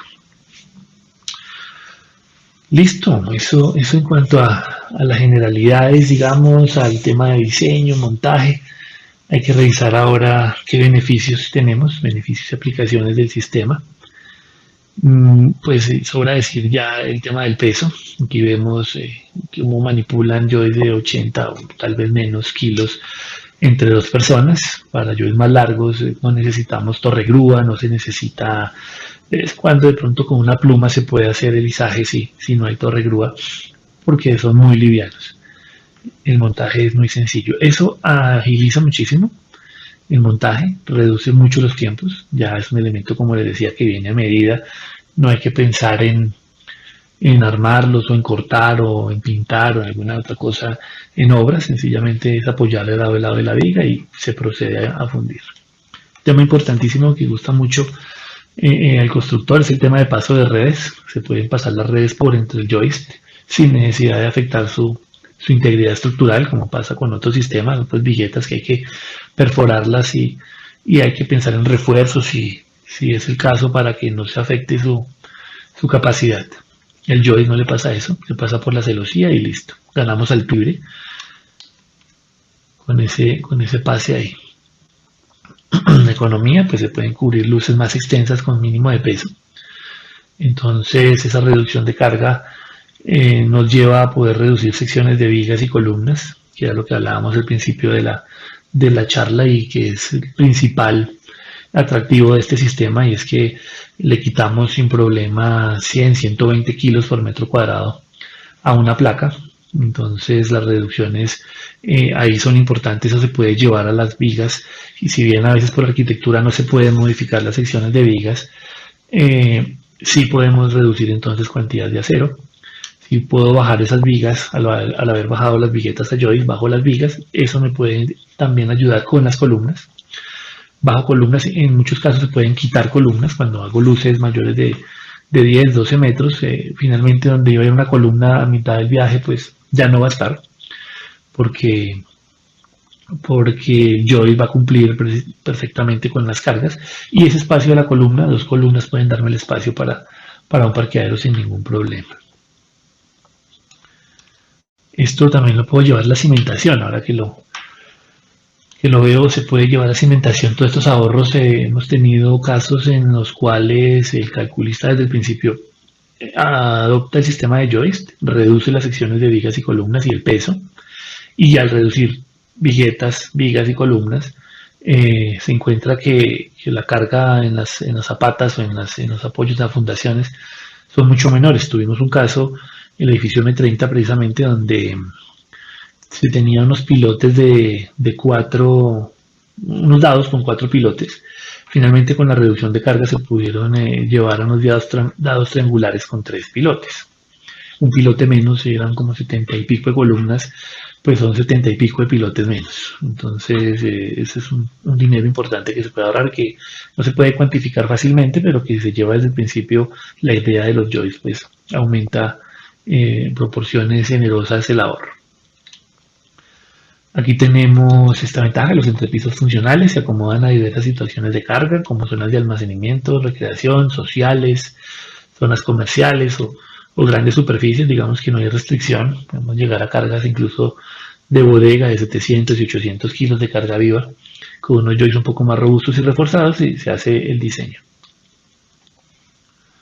Las conexiones sencillas, como lo hemos venido viendo a lo largo de toda la charla, pues la conexión es simplemente embeber el cordón superior en la viga. Si lo hiciéramos con otro tipo de perfil metálico como perlines o vigas IPE, debemos pensar en dejar unos anclajes completos dentro de la viga, casi que romper la formaleta completamente si lo hacemos en una etapa. En el mejor de los casos, si lo hacemos en 2, hay que pensar entonces en perforaciones a las vigas, epóxicos, hinchazos de anclaje, platinería adicional, que es costo y es mano de obra. Con los joists eso se supera muy sencillo. El peso propio es más liviano. Ya cuando entramos a comparar con otras soluciones de estructura metálica, el joist es más liviano que las viguetas IPE, HA, W, e incluso es más ligera que las secciones roladas en frío o los perlines. Este es un resumen de las ventajas competitivas. Esta es una diapositiva bien importante, porque nos va a dar un dato de la disminución de peso. Por ejemplo, el entrepiso, 25%, hemos encontrado incluso más, hasta un 30% en la disminución del peso del entrepiso, sacando de ahí vigas y columnas. Simplemente metro cuadrado de entrepiso contra metro cuadrado, hay un ahorro del 30%. Reducción de las columnas y vigas cuando se contempla el proyecto desde el principio, es también del 30%. El acero de refuerzo, el tamaño de los zapatas hasta un 25%, que era lo que hablábamos. Teníamos 4 pilotes, se convirtieron en 3. Es un ejemplo sin querer del 25%, pero normalmente la reducción de zapatas puede estar en ese orden. Optimización del pilotaje, 15%. Elimina el uso de formaletas para losa cuando se utiliza con lámina colaborante. Y optimiza los tiempos de construcción en un 30%. Hemos tenido edificios que se realizan con muy bajo tiempo, y eso es un costo también que se ahorra el constructor. Pues es menos administración, es posibilidad de entregar sus unidades residenciales más rápido y de cobrar por ende más rápido, menos intereses al banco. Bueno, ahí hay mucho que ganar en un menor tiempo de ejecución de la obra. Permite el paso de redes, garantiza el cumplimiento de la NSR10, como ya vimos en todos los temas de diseño, de protección al fuego, de protección a la corrosión. Permite mayores luces en zona de parqueaderos, como les contaba, una luz mayor en zona de parqueaderos, son menos columnas, son más parqueaderos que si son a la venta. Algunos de nuestros proyectos destacados con algunos de nuestros clientes, estos son los dos primeros edificios con el Grupo Valor, Estudio 106 y Murari 105, estrato 5 debe ser esto ahí, en la 105,15. En el lado derecho vemos 12 edificios de parqueadero en Ibagué, con la constructora Proyectamos y Edificamos y constructora MAC, Iguoca y Forteza 2, ambos son plataformas de parqueadero de más de 6 pisos, con unas áreas increíbles de placa. En los dos edificios de la izquierda son residenciales, Almínar Samoa y Torre Santa Bárbara, con construcciones JF en Ibagué y Torre Santa Bárbara aquí en Bogotá. Son residenciales. A la derecha vemos otro parqueadero que es Frontera en Ibagué con CIU. Centro Comercial La Colina, que es en Sobachoque. Lo terminamos hace ya un par de años, quedó muy bonito, es todo en estructura metálica y los joists como sistema de entrepiso. Estos ya son más recientes, edificio San Simón aquí en Bogotá, también con promotora Simón Pedro, el edificio San Diego en Ibagué, residenciales. Este edificio que sigue ahí es el edificio Vitra Art, para los que viven en Bogotá ya está empezando a convertirse en un ícono por sus colores vistosos, que es una zona de alta influencia en Bogotá. Es el edificio más alto que se ha hecho en Bogotá con joist, son 26 pisos y 3 sótanos. Ya estamos mirando cómo le vamos a quitar el récord del más alto en Bogotá con joist. Aquí al ladito, esta es la plataforma de parqueos, una plataforma de parqueo en Ibagué, unos 6 pisos tal vez. En Manizales, estuvimos en uno de los proyectos que hicimos en Manizales con CFC, el edificio Atúa.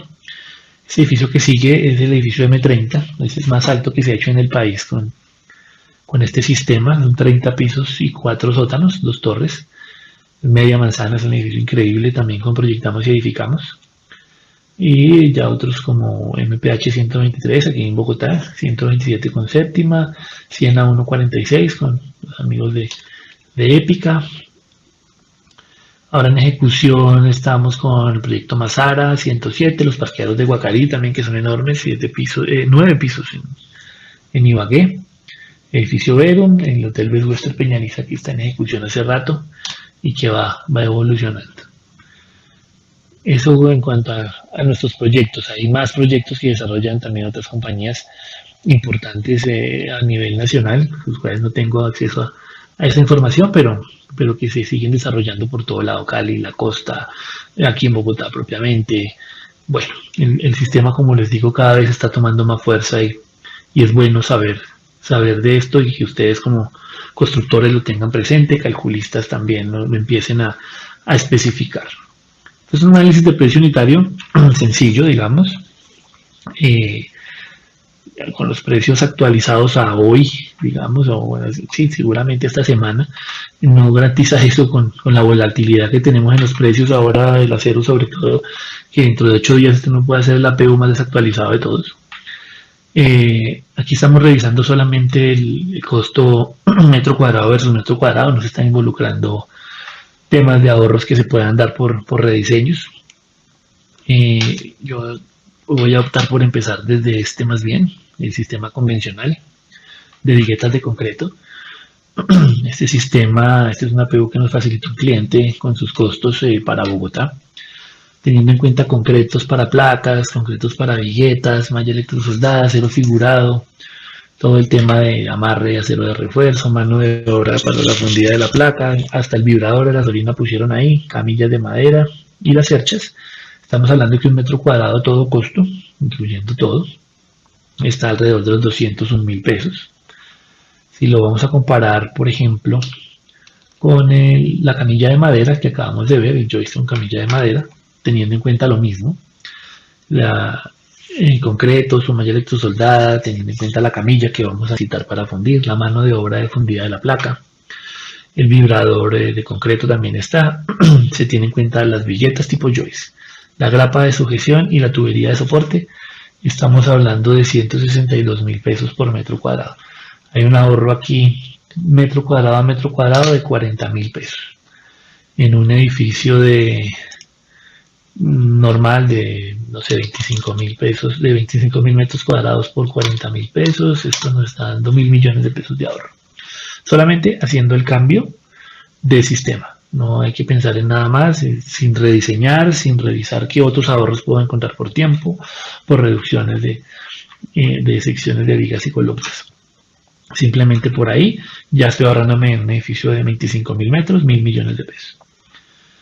Si lo queremos hacer con lámina colaborante es un poco más caro, pues la lámina, como no se puede reusar, incrementa un poco el precio. Es más caro, me refiero al sistema que, comparándolo con el sistema de camilla. Estamos en 180.000, pero todavía sigue siendo favorable contra el sistema convencional de viguetas de concreto. Entonces, si nos vamos aquí a la lámina colaborante, se está teniendo en cuenta una lámina colaborante no dice, decía 2 pulgadas, calibre 22, en 32.000 pesos. Igual, los joys, ya en este caso no necesitamos ni tubería ni grapas. Los conectores de cortante instalados. También 180.000, ahí son 20.000 pesos de diferencia con el sistema convencional. En el mismo edificio de los mismos 25.000 metros, pues son 500 millones de pesos de ahorro. Vuelvo y digo y reitero, insisto, soy cansón, sin tener en cuenta de lo que se pueda ganar todavía por rediseño, por optimización de diseños y por reducción de tiempos. Es una APU que si ustedes lo quieren ver, nos escriben ahí al chat, en donde me imagino habrán hecho sus preguntas durante todo el tiempo si teníamos preguntas de pronto ya para culminar nuestro webinar por la noche de hoy. Ya lo que tenía que decir, ya lo dije. Bueno, sí, hemos tenido varias preguntas, de hecho ya varias las contestamos mientras estábamos en el conversatorio. De pronto algunas poquitas se nos quedaron por fuera, que las contestaremos. Haremos una copia de la información que tenemos del chat y estaremos respondiendo a sus correos las que nos faltaron. Sin embargo, seleccionamos unas acá para el final. Okay. Voy a leer textualmente. Este es del ingeniero Edgar Rueda. ¿Qué aumento en costo, entre paréntesis, porcentaje con respecto a no proteger, cierre paréntesis, tiene la pintura intumescente? Ok, el ingeniero Edgar Rueda. Sí, pues hay un aumento en el costo, como lo vimos. Si me pregunta por un porcentaje, a ver, eso podría ser del orden del 15%, de un 13, un 15% de aumento, protegiéndolo ya con la pintura intumescente. Sí, ya esto incluye, normalmente el joist va con pintura anticorrosiva, así lo enviamos, normalmente cuando no tiene que llevarse protección al fuego. Ya con la protección al fuego nos obliga un poco a que la protección al fuego se debe proteger también para evitar golpes y rayaduras y peladuras que pueden darse en el montaje, como les comentaba ahora. Eso entonces nos pone a darle una mano más de un esmalte compatible de protección y eso nos puede estar subiendo tal vez un 15%. De todas formas, lo que veíamos ahora de ahorro, los 40.000 pesos que tenemos de ahorro por metro cuadrado, cuando se nos sube en un 15%, solamente el tema joist, pues todavía queda un gap grande para tener ahorro. Entonces, vámonos con un 15% como la respuesta a ese incremento que nos pregunta el ingeniero Edgar Rueda. Bueno, acá tengo la siguiente, el arquitecto Elkin David. Pregunta, ¿cuál es el espesor de placa recomendada en concreto en función de la luz y uso según la NCR10? Bueno, como les contaba, el espesor de placa depende, como está ahí del uso, ¿sí? Usamos para parqueaderos 10 o 9 centímetros, para vivienda o residencial 8 centímetros. Depende no tanto de la luz de la vigueta, en últimas depende más de la separación de la vigueta. Entonces, a menor separación podremos tener menores espesores de placa. También depende mucho de la formaleta que vamos a utilizar digamos que con lámina colaborante podemos llegar hasta 2 metros, incluso más según el fabricante del steel deck o de la lámina colaborante en sus tablas, dependiendo cuántos espacios o cuántos vanos vamos a tener con viguetas, se atreven a dar longitudes mayores, incluso a 220. Ya cuando lo modulamos de otra forma, como con placa, con camillas de madera o paneles de tricapa, estamos en aferencias de 1,50 promedio. Entonces eso nos va o va a gobernar en el tema del espesor de placa. También pueden haber requerimientos de protección al fuego, ¿por qué no? Entonces hemos tenido placas de 13 centímetros que por temas de protección al fuego tienen que hacerse en 12, 13, 14 centímetros de espesor, que gobernaría en ese caso el diseño. Digamos que nosotros revisamos todas esas variables junto con el calculista principal del proyecto y llegamos a una conclusión y damos junto con él un diseño de la placa que oscilaría fácilmente entre 8 y 14 centímetros, teniendo en cuenta pues todo lo que nos pide la NSR, como les digo, de fuego, de separación entre viguetas, temas incluso hasta de diafragma rígido que podría darse. Entonces, ahí se hacen los análisis y con eso nos vamos a definir ese espesor de placa. Bueno, acá tenemos una del ingeniero Jorge Augusto Mejía. ¿En qué inciso de la norma se aprueba la Steel Joist Institute? Bueno, en la NSR, digamos, o sea, la norma SJI del Steel Joist Institute es más bien complementaria a nuestra NSR 10.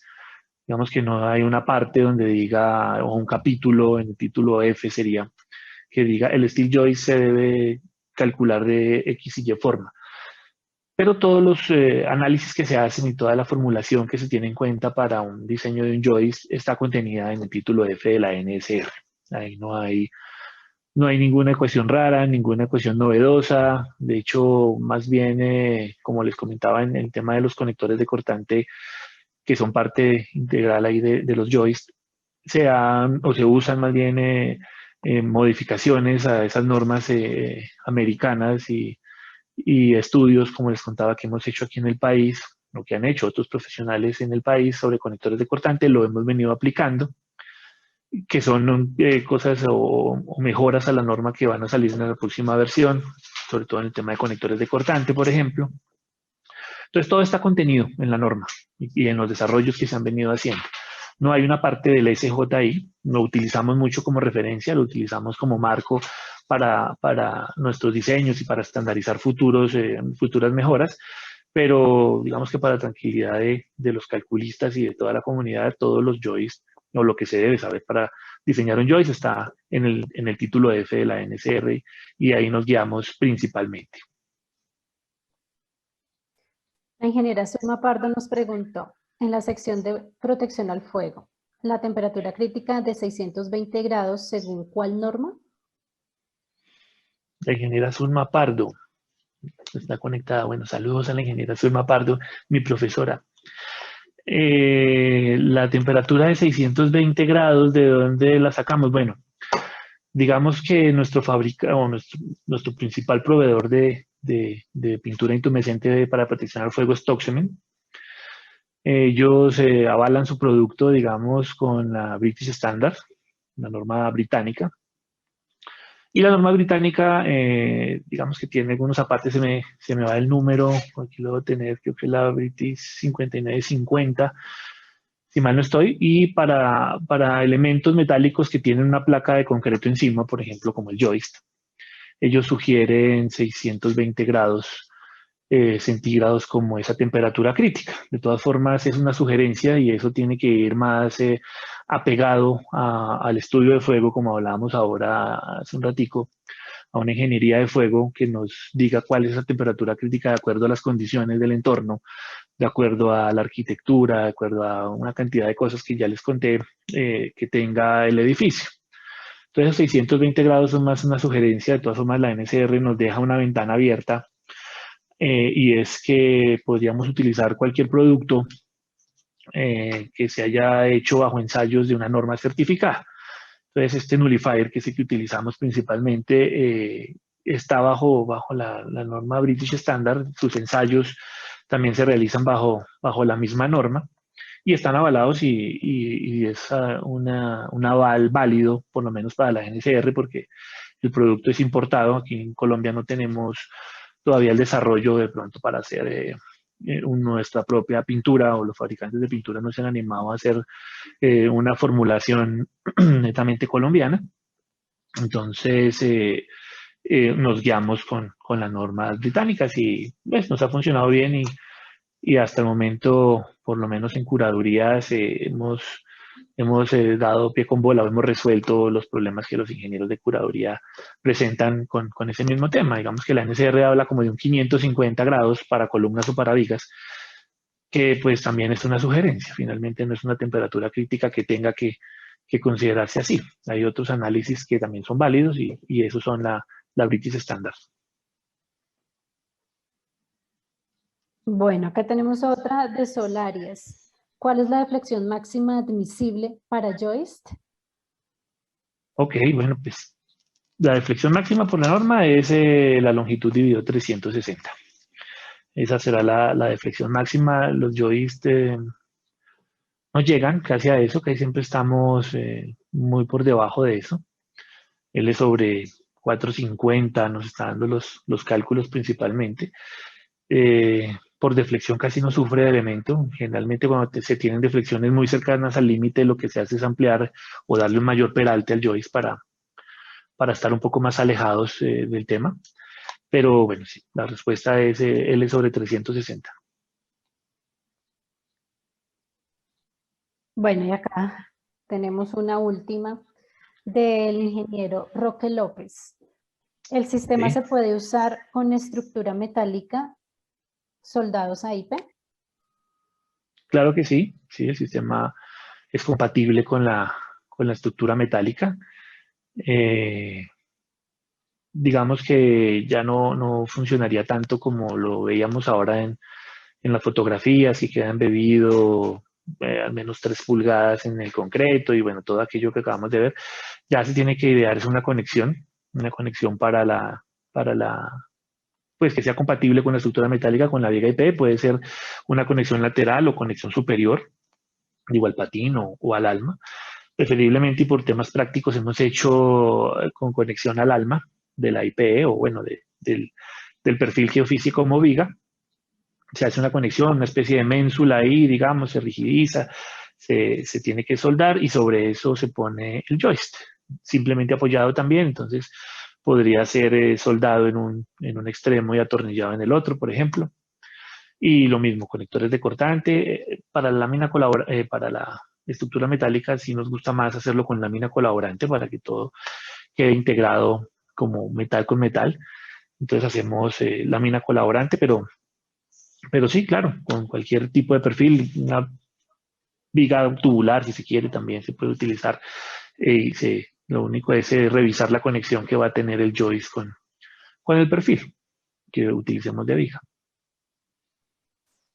Bueno, ya vamos cerrando entonces nuestro conversatorio por el día de hoy. No sin antes decirles dos cosas. Una, en el comienzo les habíamos mencionado el tema de un sorteo de la última edición del Steel Joist Institute para la serie K, que es esta serie que usamos acá en Colombia. Vamos a hacerlo dentro de los correos que han quedado registrados del primer conversatorio y de este. Pronto sabrán noticias de nosotros y les haremos llegar la información de cómo vamos a participar con este sorteo. Y dos, que si tienen algún proyecto en este momento que de pronto quieren que nosotros los acompañemos, analicemos y trabajemos juntos en este cambio para Joyce y poder evaluar qué ahorros finalmente se pueden obtener con este cambio, no duden en contactarse con nosotros, estaremos muy atentos. Algunas personas estuvieron preguntándome y les escribí mi celular para que se conecten. Estaremos muy pendientes entonces de la información. Bueno, eso es todo. Muchas gracias por acompañarnos. Que tengan una feliz noche y estaremos en contacto.